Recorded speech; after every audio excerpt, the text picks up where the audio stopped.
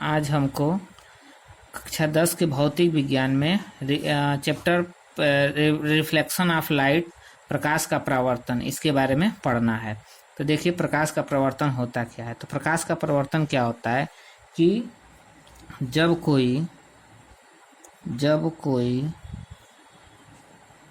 प्रकाश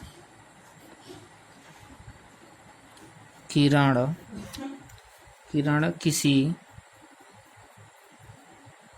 किसी चिकने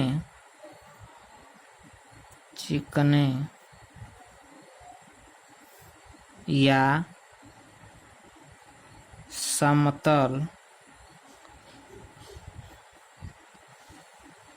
पृष्ठ पर आपतित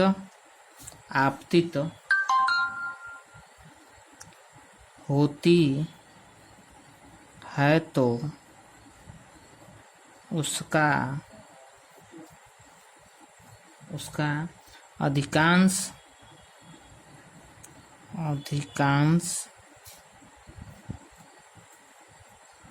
भाग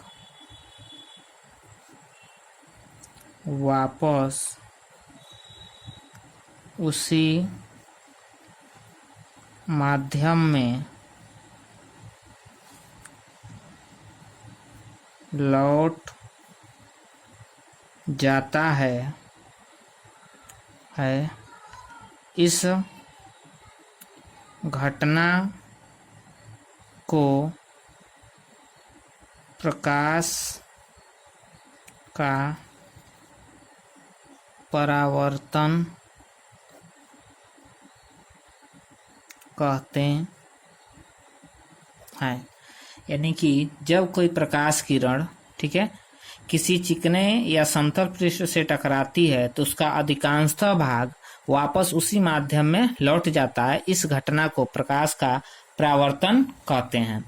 जब जो इसमें चित्र में देखा जाए तो जो किरण आकर के समतल पृष्ठ पर पड़ती है उस किरण को हम आपतित प्रकाश किरण कहते हैं, तथा जो टकरा करके वापस उसी माध्यम में लौटती है उसको जो है हम परावर्तित प्रकाश किरण कहते हैं।